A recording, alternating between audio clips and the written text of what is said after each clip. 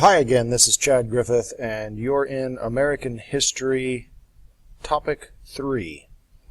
In this topic, you're going to look at a really basic timeline that super compresses American history, and just look at some of the key points.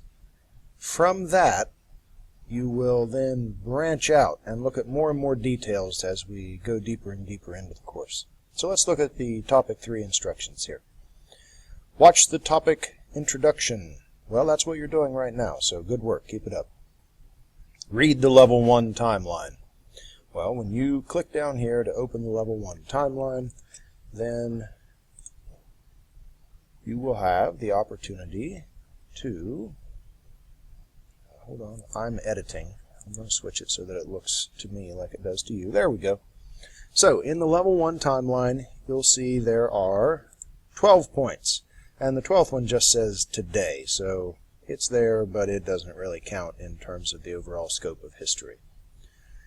Your instructions are to read the timeline, beginning to end, and the first time that you read it, don't follow any of the links. Just try to pay attention to what the topics are, see if you remember any of them from earlier classes, etc. And then, here in number 3, you see, we're going to go back through and read it a second time. And when you read it that second time, I would like for you to follow each of the links. You're welcome to take notes if you want to, or just read it and pay close attention to the readings. None of the readings are extensive. The goal here is for you to get a quick, strong foundation for some of the key points that bring American history as a whole together. All right, so let's look at some of those to give you an idea of what's going on. So here, the first one, American Revolution. In this document, you shouldn't need to hold down Control to click, because I believe in all browsers, by default, it's going to open in another tab or window. So here we go, the American Revolution. This is in our online textbook from ushistory.org, and this article is pretty good. It's a very to-the-point overview of the American Revolution. It's meant to be the introduction to a chapter on the American Revolution. So read over it as you finish the readings. Once you get done with all 11 of the points, then I'm going to give you a series of questions to answer. And the first time we do these, it won't be a test per se. It will be a practice test.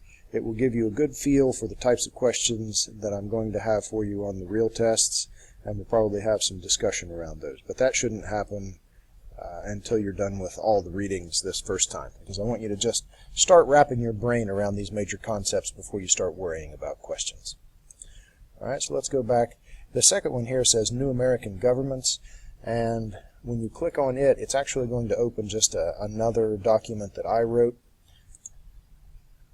And there in that document, I have written some really short snippets about each of its. There are 3 points here, but it's kind of 4 documents. You have the Articles of Confederation, which gave the United States its first real go at government under a guiding document, but it didn't work. It had some major flaws. It didn't have an executive branch on its own, so there was no true president. It didn't have a judiciary on its own, so our concept of things like the Supreme Court and checks and balances, those didn't exist. So the legislature itself that did exist wasn't powerful enough to really accomplish anything. It couldn't tax. It didn't have a standing army. And to a lot of people that was a great thing, but the reality was it couldn't function to run a government. So it failed. And we're not going to go deep into the story here. I don't even want you to click on these yet. At this point, I just want you to read these snippets that I wrote and realize that the Articles of Confederation were replaced ultimately by the U.S. Constitution. The second thing on the list here is both important and particularly of interest to us in Ohio. The Northwest Ordinance of 1787 was a document that gave some structure to all those territories that were hanging out beyond the colonies, beyond what at this point were the states, effectively. So the territory that eventually became Ohio, Ohio being part of what was the Northwest Territory, well, they weren't part of a state, and they were property ultimately owned by what had become the United States. So how were they governed? Well, they kind of weren't. So enter the Northwest Ordinance of 1787. It gave a structure to that territory and set up a system to allow the territory to become states. Again, we won't go into the super detail of it yet. We will a little later on. But I want you to know what it is, and that it played a key role in the adding of states, and a key role in the development of the Constitution, and to an extent the Bill of Rights also, because a lot of the concepts that went into governing those territories when the Constitution was written and the Bill of Rights were written, well, they used a lot of those concepts from the Northwest Ordinance. So when we look at those in more detail, you'll see that, and it will become a lot clearer. For now, know the basics. And number 3 is the U.S. Constitution, which includes the Bill of Rights. But we'll look at them a little bit separately here. So the Articles of Confederation failed.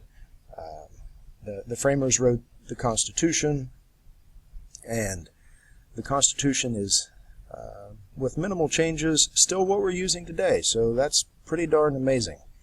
Now, the problem was that as quickly as they wrote the Constitution, they knew from the get-go that it had some problems. We'll go into a lot more detail about the Federalists and Anti-Federalists later, but the short of it was, it gave structure and it set up a system for government, but it didn't have enough to protect the people from the possibility of that government going crazy on them. So, enter the Bill of Rights. The Bill of Rights guarantees us things like our right to bear arms. It guarantees us our freedom to religion. It guarantees us the freedom of the press. You know, we can say, hey, government, you're messing things up here. And instead of throwing us in jail, we can hope that the wrongs will be righted. So, the Bill of Rights is very important. Very important. All right. So, those were the what I had listed as the new American government, or new American governments here in the timeline. You see them at number 2. Now go ahead through and read each of these. I'm not going to go through all of them right now with you, but you get the idea. Go through and read each one. Some will be a little longer than others, but none are remotely extensive. Go through and then look at that timeline kind of in between each one and try and figure out what might have led to what. Try to start seeing a little bit of cause and effect. And we'll probably talk about those some more in class. But this is a good time to, on an individual level, and you can do this kind of on your own timing and not have to be pushed through with everyone in class. Take a little time. Look at each one. Figure out how they might work together. And then I'll give you a series of questions at the end of them. All right, that's good for your introduction. Feel free to ask me questions. You'll be sitting in class with me. So no problems there. Good luck.